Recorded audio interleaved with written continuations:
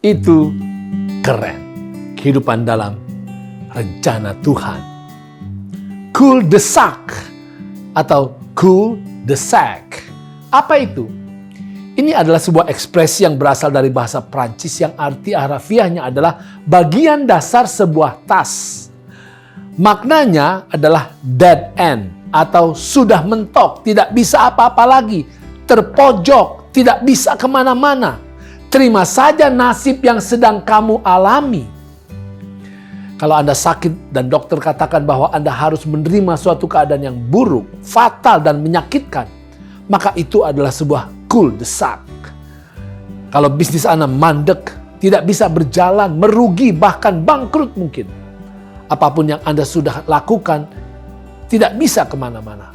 Itu adalah sebuah cul-de-sac. Kalau Anda menghadapi keadaan yang tidak adil dan Anda tidak bisa berbuat apa-apa, tinggal pasrah menerima nasib buruk, maka itu adalah sebuah cul-de-sac. Setiap orang mempunyai pengalaman cul-de-sac dengan cara yang berbeda-beda.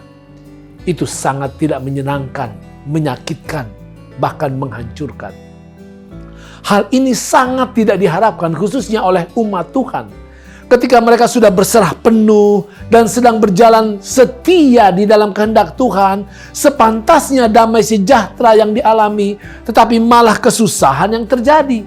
Umat Tuhan yang keluar dari perhambaan di Mesir dan sedang berjalan menuju ke tanah perjanjian mengalami cul-de-sac berulang-ulang. Misalkan, Keluaran 14 ayat yang ke-10 ceritakan, ketika Firaun telah dekat, orang Israel menoleh, maka tampaklah orang Mesir bergerak menyusul mereka. Lalu sangat ketakutanlah orang Israel dan mereka berseru-seru kepada Tuhan. Di sini terlihat jelas bahwa Tuhan menggiring umatnya ke dalam sebuah jalan buntu, cul-de-sac. Juga Keluaran 17 ayat yang pertama ceritakan, kemudian berangkatlah segenap jemaah Israel dari padang gurun Sin, berjalan dari tempat persinggahan ke tempat persinggahan, sesuai dengan titah Tuhan. Lalu berkemahlah mereka di Rafidim. Tetapi di sana tidak ada air untuk diminum bangsa itu. Di sini juga terlihat jelas bahwa Tuhan menggiring umatnya ke tempat yang tidak ada air. Di gurun tidak ada air, cul-de-sac, tidak ada jalan keluar. Putus asalah tentunya.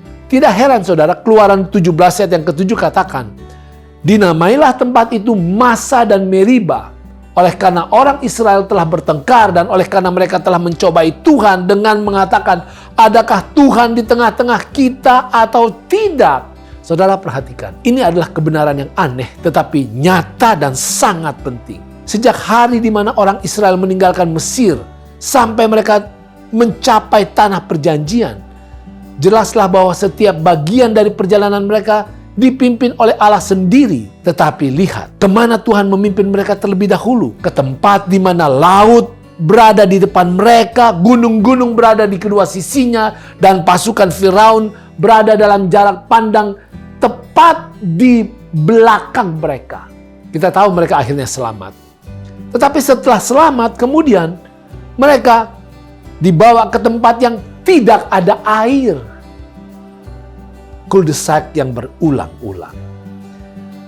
Berarti saudara, mengikuti jalan Tuhan tidaklah menjamin bahwa kita akan selalu berada dalam situasi aman. Pengalaman yang sulit dan pahit dapat terjadi. Dan nampaknya bahkan tidak ada jalan keluar. Terpojok. Mengapa? Karena cul-de-sac adalah perlu.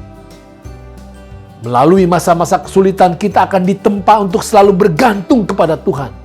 Untuk mengembangkan daya pikir yang lebih luas, global dan universal. Serta untuk kita semakin memiliki karakter yang berani, tangguh dan penuh cinta dalam kepastian kemenangan bersama Tuhan.